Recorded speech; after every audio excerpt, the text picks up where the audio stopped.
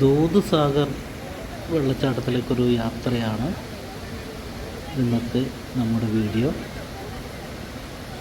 ഗോവയുടെയും കർണാടകത്തിൻ്റെയും അതിർത്തിയിൽ സ്ഥിതി ചെയ്യുന്ന 310 മീറ്റർ ഉയരമുള്ള അതിമനോഹരമായൊരു വെള്ളച്ചാട്ടമാണ് ദൂദ്സാഗർ. ദൂദ്സാഗർ എന്ന പേരിൻ്റെ അർത്ഥം തന്നെ ക്ഷീരസാഗരം, പാലുപോലെ വെളുവെളുത്ത പതഞ്ഞൊഴുകുന്ന വെള്ളം 4 മടക്കുകളായി താഴേക്ക് പതിക്കുന്ന മനോഹരമായൊരു വെള്ളച്ചാട്ടമാണിത്.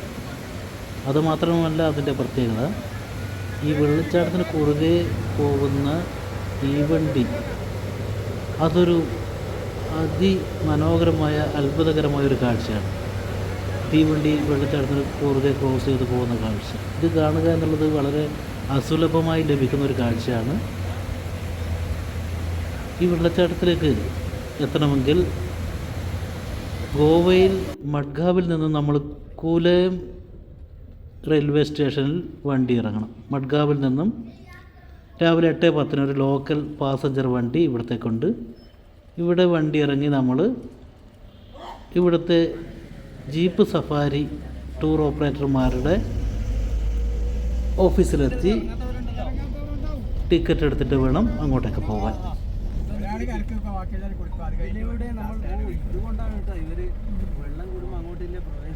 ക്യൂ നിന്ന് ആധാർ കാണിച്ച് ബുക്ക് ചെയ്യാം. ഒരു ജീപ്പിൽ 7 പേരെയാണ് കൊണ്ടുപോവുക. നമ്മൾ ഒറ്റക്കാണെങ്കിൽ ബാക്കി 6 പേരെ കൂടി സംഘടിപ്പിക്കണം, അല്ലെങ്കിൽ 6 പേരുണ്ടാകുന്നത് വരെ നമ്മൾ കാത്തിരിക്കേണ്ടി വരും. 600 രൂപയാണ് ജീപ്പിൻ്റെ വാടകയായിട്ട് ഇവിടെ കൊടുക്കേണ്ടത്. 249 രൂപ നമ്മൾ ഇവിടുത്തെ ഫോറസ്റ്റ് ഓഫീസിൽ അടക്കണം. അതിൻ്റെ ഈ ഭഗവാൻ മഹാവീർ നാഷണൽ പാർക്ക് എന്ന പേരിൽ അറിയപ്പെടുന്ന ഫോറസ്റ്റ് ഡിവിഷന് കീഴെയുള്ള കാട്ടിനുള്ളിലാണ് ഈ വെള്ളച്ചാട്ടം സ്ഥിതി ചെയ്യുന്നത്. അതിനാൽ തന്നെ ഫോറസ്റ്റ് ഡിപ്പാർട്ട്മെൻറ്റിൻ്റെ അനുമതിയോട് കൂടി മാത്രമേ ഇതിനകത്തേക്ക് പോകാൻ പറ്റുള്ളൂ. ഇങ്ങനെ മഹീന്ദ്ര ബൊളേറോ വണ്ടികളാണ് ഇവിടെ ഓപ്പറേറ്റ് ചെയ്യുന്നത്. അതോടൊപ്പം തന്നെ നമ്മൾ 249 രൂപ കൊടുക്കുമ്പോൾ 40 രൂപ നമ്മുടെ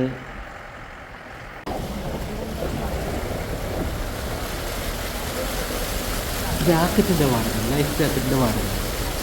വെള്ളത്തിൽ ഇറങ്ങണമെങ്കിൽ അല്ലെങ്കിൽ നമ്മൾ ഇങ്ങോട്ടേക്ക് പോകണമെങ്കിൽ തന്നെ ലൈഫ് ജാക്കറ്റ് നിർബന്ധമായിട്ടും നമ്മൾ എടുത്തിരിക്കണം.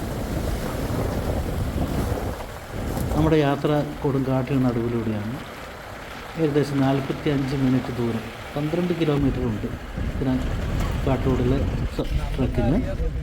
ട്രക്കിങ്ങിലുള്ള ജീപ്പ് സഫാരി.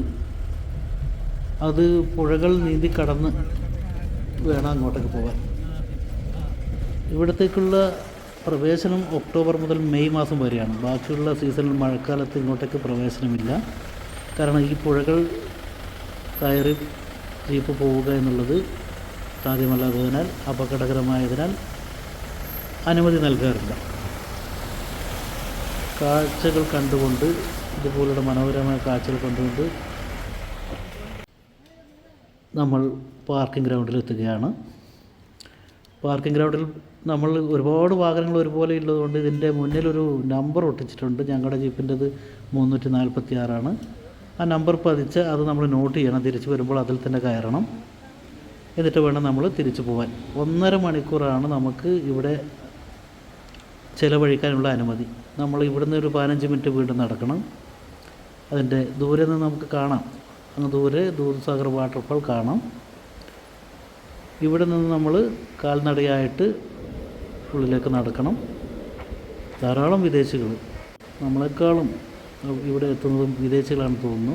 ഒരുപാട് വിദേശികൾ ഇവിടെ സഞ്ചാരികളായി എത്തുന്നത് കാണാം. ഇത് ദൂരെ നിന്നുള്ളൊരു സൂം ചെയ്ത കാഴ്ചയാണ്. ഇനി ഇവിടെ നിന്ന് നമ്മുടെ കാൽനടയായിട്ട് നമ്മുടെ യാത്ര ആരംഭിക്കുകയാണ്.